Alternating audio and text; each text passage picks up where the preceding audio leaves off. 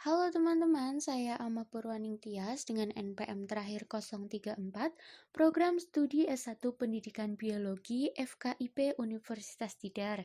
Saya akan memaparkan terkait tugas dari mata kuliah Ilmu Gizi dan Kesehatan dengan dosen pengampu Ibu Sekar Jati Pamungkas MPD, yaitu menyusun menu seimbang ala chef. Sebelum menyusun menu seimbang, kita perlu mengetahui berapa sih kalori yang dibutuhkan oleh tubuh kita dalam satu hari. Nah, untuk kalori yang dibutuhkan oleh orang satu dengan orang yang lain itu berbeda. Hal tersebut dikarenakan oleh beberapa faktor, antara lain ada jenis kelamin, tinggi badan, berat badan, umur, dan lain-lain.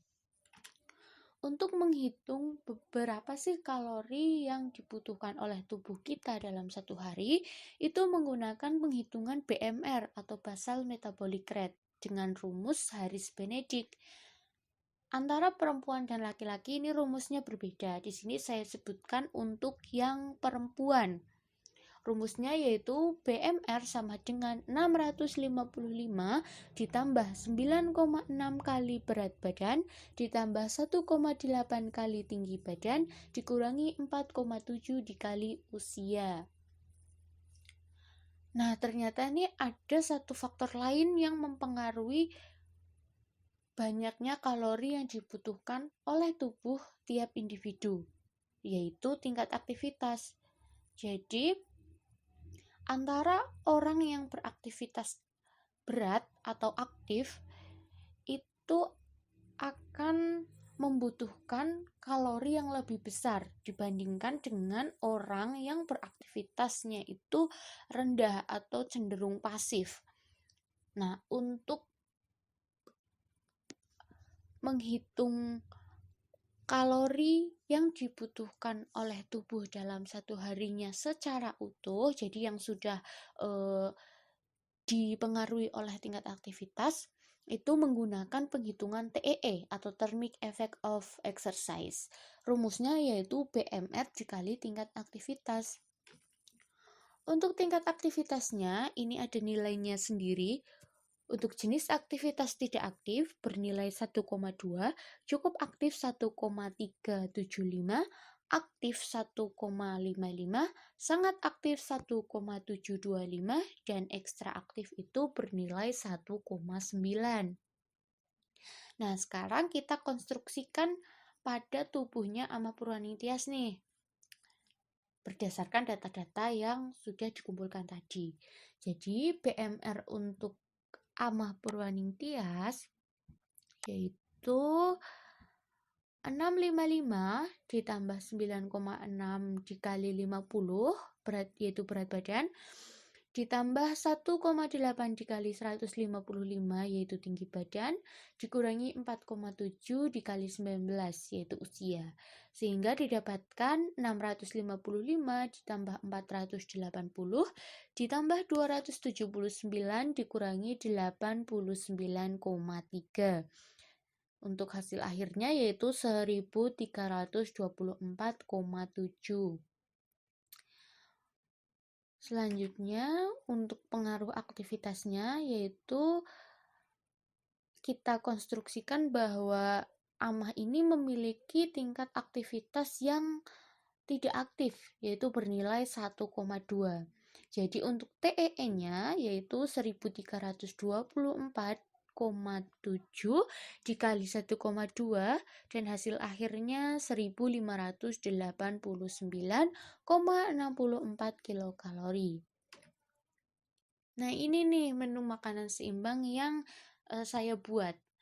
Untuk makan pagi ini berjumlah 469 kalori. Dengan makanan yang pertama itu roti tawar sebanyak 2 lembar atau bobotnya itu 74 gram. Ini mengandung 200 kilokalori. Zat yang di dalamnya itu ada lemak, protein, karbohidrat, Na, vitamin B1, vitamin B2, vitamin B3, Ca, P, K, Cu, Fe, Zn, dan beta karotin. Tentunya roti tawar yang satu dengan roti tawar yang lain itu berbeda karena komposisinya yang berbeda. Lalu ada telur rebus di sini sebanyak 1 butir. Dalam 1 butir telur rebus ini terkandung 77 kilokalori. Zat yang di dalamnya itu ada lemak, protein, karbohidrat, Na, K, kolesterol. Lalu ada susu UHT sebanyak 1 kotak, itu yang ukuran 250 ml, terkandung 120 kilokalori. Zat di dalamnya itu ada lemak, kolesterol, protein, karbohidrat, sodium, kalium, vitamin A, natrium, dan Fe. Yang terakhir saya anjurkan yaitu buah apel sebanyak 1 buah. Dalam 1 buah apel itu terkandung 72 kilokalori. Dan di dalamnya itu terdapat vitamin A, vitamin B1, vitamin B2, vitamin B3, vitamin C, protein, serat pangan, K, P, Na, K, Cu, Fe, Zn, dan beta karotin. Selanjutnya untuk makan siang saya anjurkan 530 kilokalori. Di sini untuk nasi merah sebanyak 100 gram ini terkandung 160 kilokalori. Dengan nutrisinya ada vitamin B1, vitamin B3, karbohidrat, protein, Ca, P, Na, K, Cu, Fe, dan Zn. Yang kedua ada sayur bayam sebanyak 100 gram, ini mengandung 16 kilokalori. Zat yang ada di dalamnya yaitu lemak, vitamin B1, vitamin B2, vitamin B3, vitamin C, karbohidrat, protein, Ca, P, Na, K, Cu, Fe, Zn, dan beta karotin. Selanjutnya lele sebanyak 100 gram mengandung 92 kilokalori dan zat di dalamnya itu ada lemak, vitamin A, protein, K, Na, dan Fe.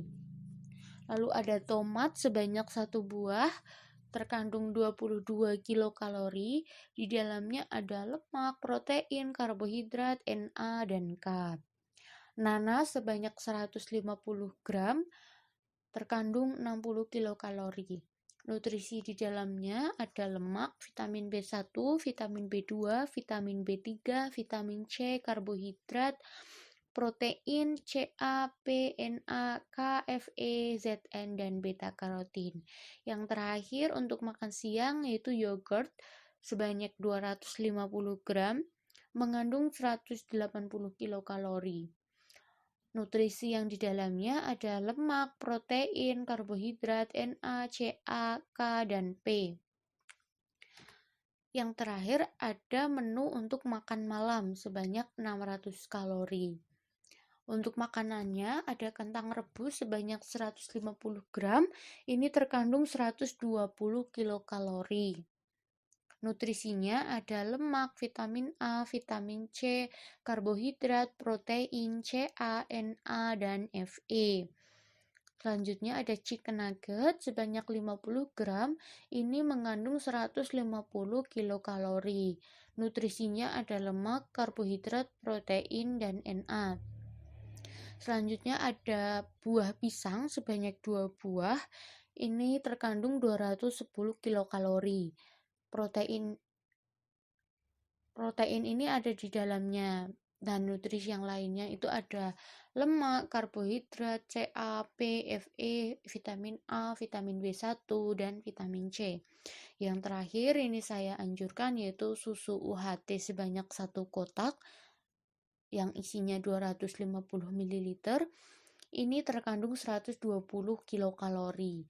Dan nutrisi yang ada di dalamnya itu ada lemak, kolesterol, protein, karbohidrat, sodium, kalium, vitamin A, natrium, dan Fe. Lanjutnya, mengapa harus seimbang? Ya karena agar tidak terjadi malnutrisi seperti itu. Ketika menu yang kita makan itu seimbang, maka fungsi tubuh kita ini akan bekerja maksimal karena mendapatkan asupan nutrisi yang sesuai yang dibutuhkan oleh tubuh kita.